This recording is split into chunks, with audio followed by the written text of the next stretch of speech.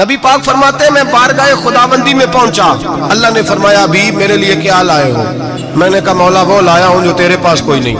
رب کریم کو سارا پتہ ہے، پھر بھی پوچھتا ہے محبوب میرے پاس کیا نہیں؟ فرمایا تیرے پاس عاجزی لے کے آیا ہوں، تجھ سے بڑا کوئی نہیں، تو کس کے آگے عاجزی کرے گا؟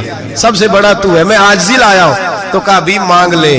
او بھائی بچے بڑے پیارے ہوتے ہیں، لوگ جب ہاتھ اٹھاتے ہیں نا تو میں نے دیکھا ہے ماں باپ اپنے لیے بعد میں مانگتے ہیں، اولاد کے لیے، اور بالخصوص جو بیٹی ہوتی ہے نا بیٹی، او بھائیو میرا اور آپ کا پیار تو اور طرح کا ہے۔ دنیا میں اگر کسی نے بیٹی سے پیار کیا ہے تو مدینے والے حبیب نے سیدہ فاطمہ سے کیا ہے، حسن اور حسین سے کیا ہے۔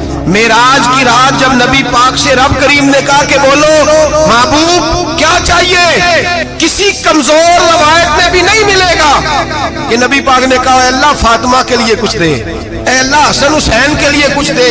امتی بھول جاتا ہے، اسے خیال ہی نہیں آتا، یہ سوچتا ہے کیسے حضور کی فرما برداری کروں۔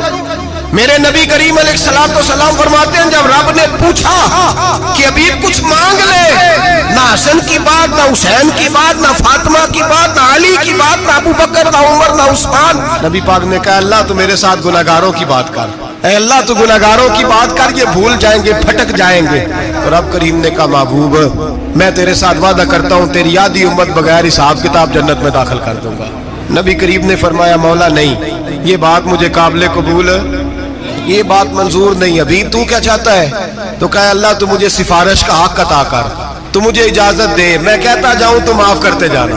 حضور کہہ سکتے تھے نا چلو آدھی بخشی گئی بھئی آدھی اچھے عمل کرے، فرمایا نہیں مجھے حق شفاعت دے۔ نبی پاک فرماتے ہیں میرے رب نے مجھے سفارش کا حق دیا ہے، میں قیامت میں سفارش کرتا جاؤں گا، اللہ میری امت کو جنت عطا کرتا جائے گا۔